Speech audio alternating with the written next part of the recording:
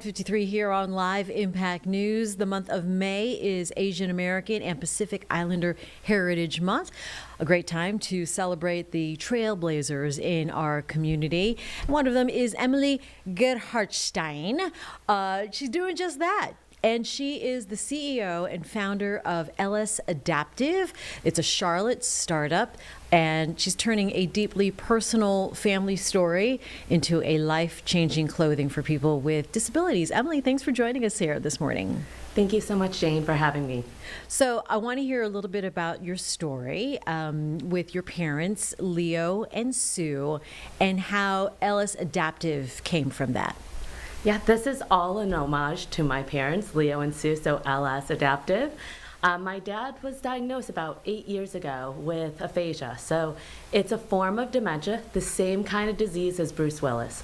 So he is able to understand and receive information, but it's really hard for him to articulate and say any conversation back. So it gets a really lonely world in that beautiful mind of his. My mom also has severe osteoporosis, so she shrank about 6 inches in 6 months. Wow. Yeah, so she was 5'10", and now she's shorter than me at 5'3". And so 2 years ago, she had her second mini stroke, and that just really made me pause. I ended up leaving my role at a high-growth startup in magnetic technology and became a full-time caregiver.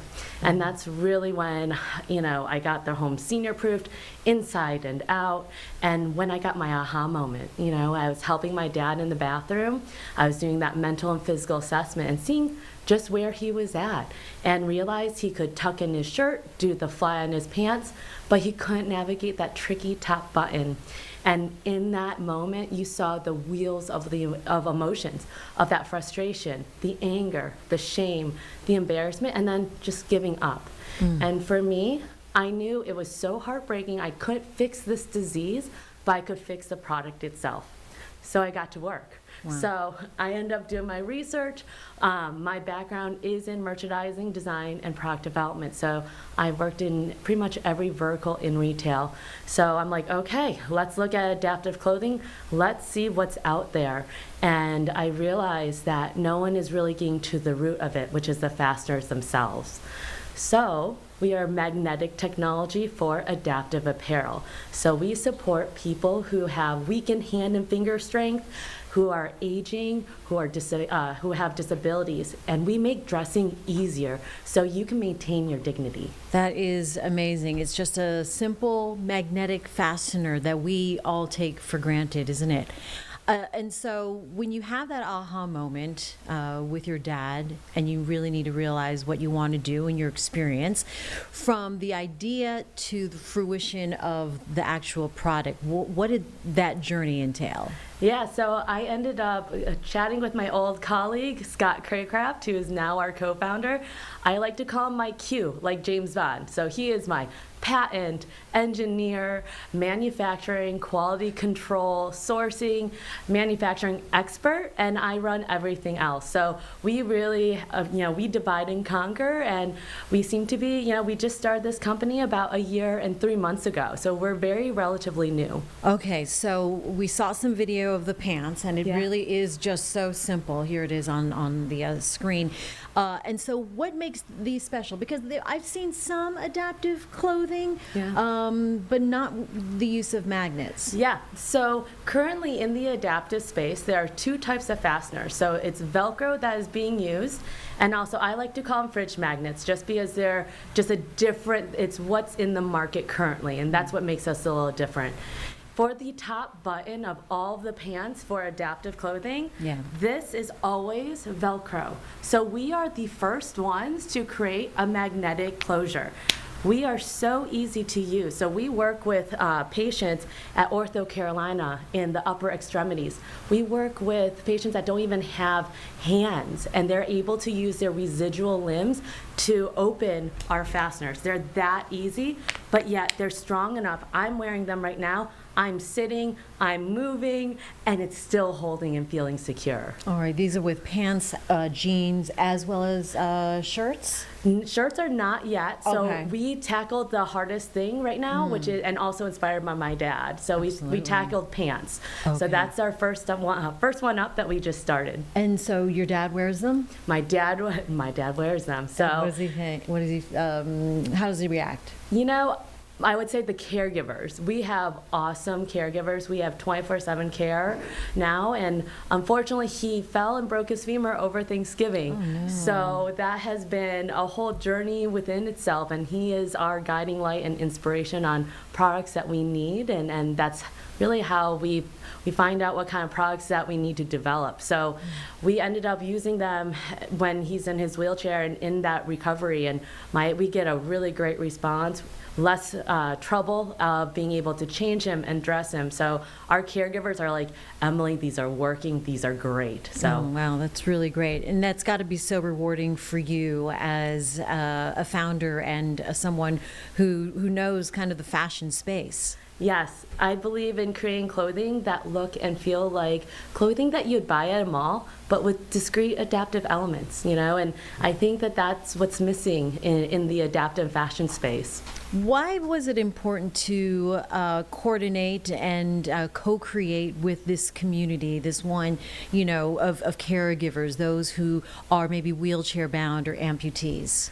Yeah, so in my journey, I realized that I could not only just help my dad, but I could help millions of people like my dad who is struggling with these small things to us, but are really big and impactful every day. So we touch our pants at least 19 to 39 times. So imagine asking your loved one or someone that's around the house to help you use the bathroom, to change, something that's very personal. That is that can be embarrassing, right? And that's multiple times. And if you have a smaller bladder like myself, I'm going a lot more too. Guilty. So I'm going to have to ask someone always to help, and I think that this is just allowing people to maintain their dignity, to be able to do this on their own. Well, that's what got me, is that simple act of dressing, being dressed without, so much of a hassle or a challenge. And that is so important from the moment you're born to, the end of life. What has surprised you in this process? I would say the warmth of the community has been amazing. But also when I thought I was going right into more of the aging population. And it's actually been a more turn into the disability world. We've been received with open arms. They're like, we need this product now. What else can you do now? And originally, this is a teachable moment for me too. I went, in my retail background, I decided to go full, go hard in denim, right? And have a lot of denim options. But that's, in reality, people with disabilities do not have options. They mostly wear sweats. So they are so excited for our pants. They want more formal dress up, dress down. So our chinos, our cordster, they are really well received. So now we're like, okay, I paused on our femme denim, and now we're doing a femme dress pant too. Wow. So that's kind of something I learned in the moment. And that's really why it's so important for us to be on the ground, working with the communities and going to the events. Nothing wrong with a good sweatpant, though, right? Yeah. Carlene, right? We all love the sweatpants. Now, I understand you're part of a Connect Labs at the Pearl. That is a huge accomplishment there in Midtown in the Health Innovation District. How'd you get in the door there? So I would say I have the hustle of a Detroiter and the grit of a New Yorker. So there was a health innovation pitch day last year, and I just and this was still in formulating my company. So I was like, okay, I'm gonna go join, and I didn't know anyone there, and I happened to come across Craig Chardon, who's the director over at Connect Labs, and we just started to have a wonderful conversation. Then he invited me over to the Pearl. We ended up wearing hard hats and just did a wonderful tour, and I've been with Wexford ever since. All right. I mean, and you have a number of partners in this space right now. Yeah. All right. Do you feel like it's moving really fast, even though you have the grit and the determination?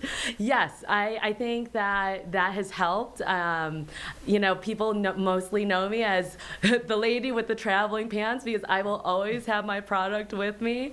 But I would say everyone has been really welcoming. So, we have Advocate Health is also, they've been talking to me as well, Ortho Carolina, and now we're the founding startup over at Northeastern University too, to lead their innovation nexus. So Charlotte, you all have been really good to me, so thank you. All right, high growth and very fast as well. So I think are there challenges though as you deal with these hard goods in the retail space, things, textiles, materials, what are those challenges like? Absolutely. We got, between tariffs and trade, we've had to go through 2 different trade wars last year. We got hit with a very high tariff, so we had to pay 66% in tariffs for our last batch. So it has not been kind to small businesses like myself. And we're bootstrapping. So we are self-funding this. So I have invested into this company because it's something that I believe in. So that has been very challenging. So, having so many wonderful connective tissues in Charlotte to really support us and to amplify us really has accelerated and helped us grow. All right, I got to ask you because people are going to want to know, where can they find LS Adaptive? Yes, please find us online at latest-news-ott.com.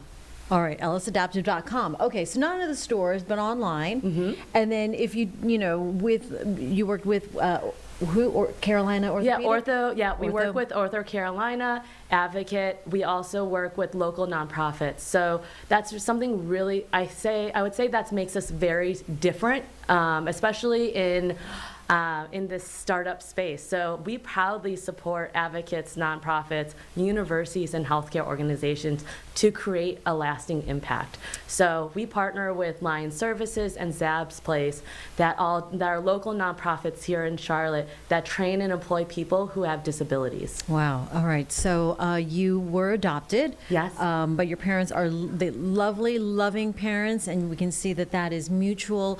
But you're also representing the Asian American Pacific Islander space. And as a woman with an idea and a face, what do you say to other women who want to get into, sort of this entrepreneurship or out on their own kind of space? And like I said, be a trailblazer. Yeah. What do you say to them?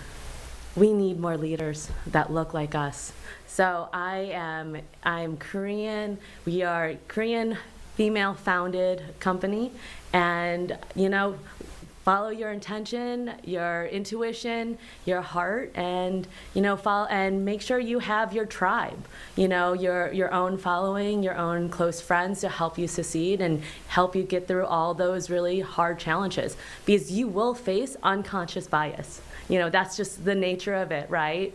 And so we just have to make sure we push forward, that we are in those rooms, at those tables, making sure that, we are being seen and heard. Well, we're sitting at the table right here in the Live Impact studio. You brought some pants for us, yes. But I know we saw the video, so thank you for showing us that, and we thank you for coming in, representing so many groups. So appreciate you coming in, Emily, and thanks for visiting. Thank you. latest-news-ott.com. We'll see you here in just 2 minutes on Live Impact News.